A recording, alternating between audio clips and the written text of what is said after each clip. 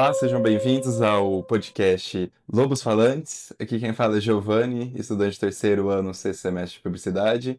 Estou aqui com nossas outras ilustres participações no nosso podcast. Oi, eu sou a Carol, sou do terceiro ano de publicidade também, e eu tô aqui com... Ana Sofia e eu também sou estudante do terceiro ano de publicidade. Sejam bem-vindos, gente, ao nosso podcast. Hoje a gente vai falar então sobre o conto, né, o texto da Virginia Woolf, A Dama no Espelho, Reflexo e Reflexão. Então, de forma bem resumida, o conto ele tem um narrador, um observador, onde ele vai narrando ali todo o ambiente em que se passa esse conto, daí ele passa a narrar o ambiente externo e também a personagem principal e começa a fazer suposições sobre a vida dela, como que seria a vida dela, para depois ele nos revelar ali a verdadeira essência dessa personagem principal. Sim, muito legal, né? É um conto aí da escritora britânica Virginia Woolf, nascida em 1882. Virginia Woolf, ela foi uma grande precursora do modernismo, né, da literatura modernista desse último século. Suas grandes obras foram Mrs. Dalloway, To the Lighthouse, ou Rumo ao Farol, e também o Orlando, a Biography. É, a Virginia Woolf também, né, a gente conhece, é bem conhecida pelo seu estilo de literário, né, seu estilo de escrita que utiliza muito do fluxo de consciência, que é uma técnica que basicamente é uma forma do autor descrever qual que é o raciocínio lógico e o pensamento do personagem, né, de quem ele está citando.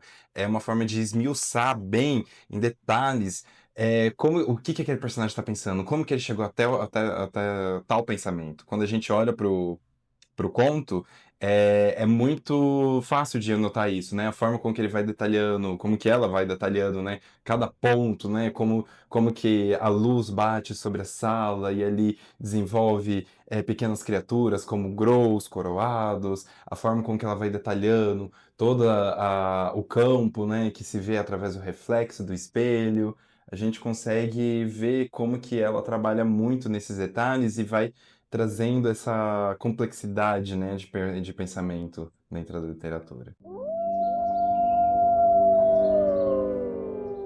Gente, me diz aí, o que que chamou a atenção de vocês? Quais que são os seus pontos de vista sobre a Isabela, sobre o espelho? E assim, o que que vocês acham que tem relação com questões atuais, né? A ideia do reflexo, reflexão. Sim, primeiramente, quando o conto, né, começa falando ninguém deveria deixar espelhos pendurados na sua casa, eu fico me questionando, por que não pode? A gente já começa com esse questionamento. Como assim? Eu não posso me olhar, não? É perigoso? É, Tipo, qual que é os perigos de olhar o reflexo? então, e ela descreve esse imaginário, né? A gente lê sobre a Isabela, que é a personagem, como que ela tem uma vida perfeita, ela tem muitos amigos, muitas paixões e tem muitas cartas sobre a mesa de mármore que conta, né? E na verdade isso era tudo falso. Tem até um trecho, né?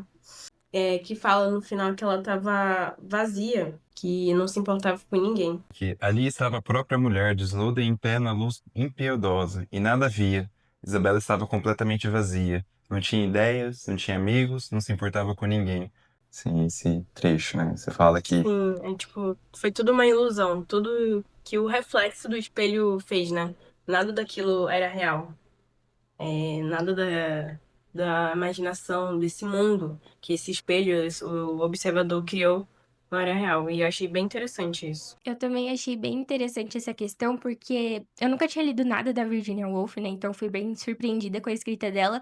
E no começo do texto, quando teve essa pergunta, né, esse questionamento, eu achei que a gente não deveria deixar espelhos pendurados em casa porque eles mostram a verdade das coisas. hum, E no fim do conto foi, na verdade, justamente o contrário. Aquilo que o espelho estava mostrando pra gente era essa parte ilusão imaginativa ali da vida dela, né? E no fim, quando a gente olha pra ela, a gente viu a verdade. Eu acho que uma coisa que dá pra relacionar bastante com a atualidade é a questão de como a gente pega pequenas partes da gente mesmo pra moldar uma imagem ideal principalmente nas redes sociais, mas eu acho que na vida também a gente faz isso convivendo com as pessoas em diferentes ambientes.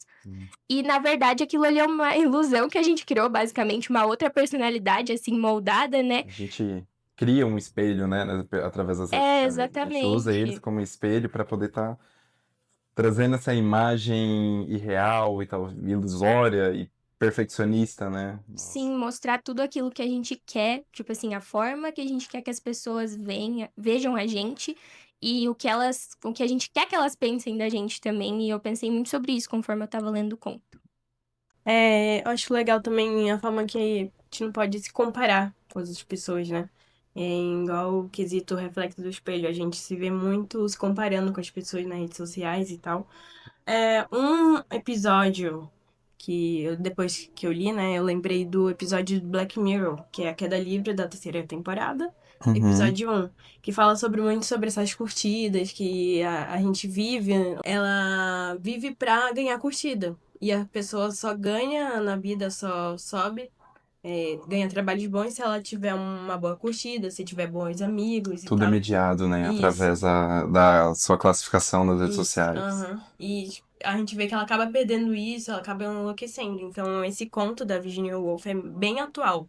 Então, dá pra gente ir pra vários meios da atualidade. O que vocês acham que o espelho simboliza para os leitores? Não só daquilo que a gente quer transmitir como ideal da gente, mas às vezes também o que a gente idealiza dos outros, o que a gente fica imaginando da vida dos outros, do que eles mostram, que na verdade muito do que a gente imagina e idealiza não é verdade. Sim, isso é verdade, né? Até porque, tipo, no livro, de certa forma, ele induz a gente a idealizar, a pensar todas aquelas verdades sobre a Isabela, né? Sobre como ela é, sobre o que que ela tá vestindo, até sobre as cartas, né? As supostas cartas de amigos e amantes e tudo mais. Ele induz isso, né? E no final das contas não é verdade, né? Mesmo com tudo que ela tinha uma casa perfeita, como o livro descreve, ela tinha a mesa, eh, a luz entrava, tinha os animais e tudo. E mesmo ela tendo tudo, ela sendo perfeita, entre aspas, ela era muito vazia, mesmo tendo tudo. Então a gente vê muito do materialismo.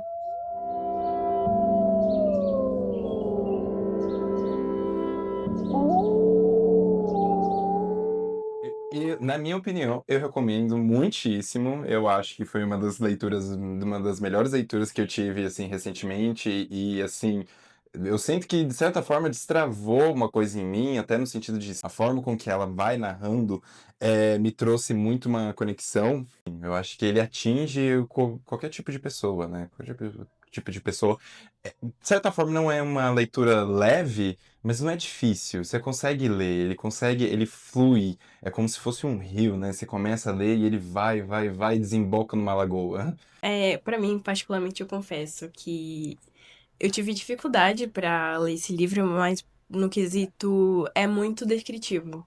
E eu não gosto quando um texto, ou algum conto, alguma coisa é descritivo, porque eu Já- gosto de imaginar. Gosto eu mesmo imaginar, mas o próprio conto faz isso. Mas mesmo assim, eu pude prestar atenção. Eu acho que eu li mais de 4 vezes esse conto. E eu gostei, apesar dessa dificuldade que eu tive. Eu indico bastante a leitura. Eu também li umas 4 vezes, porque eu tive bastante dificuldade com a linguagem do conto, porque eu nunca tinha lido nada com essa linguagem muito descritiva, muito detalhista. Então, várias vezes eu parava para ir pesquisar, para entender o que que ela estava falando sobre, né? Mas eu acho que é um ótimo conto para quem quer começar a ter mais leituras assim, tanto que eu até comprei um livro dela para ler, porque eu gostei muito da leitura. A lição que ficou para mim foi de a gente repensar aquilo que a gente valoriza e idealiza das outras pessoas, tanto na vida aqui presencial quanto nas redes sociais, porque muitas vezes aquilo que a gente está idealizando e se comparando não é algo real. Então é isso. Muito obrigado por participarem, né, do nosso podcast Lobos Falantes. Obrigado a todos que estão aqui ouvindo a nós. É isso, muito obrigado. Um beijo, até a próxima. Tchau, até o próximo episódio. Tchau, obrigada por ouvir.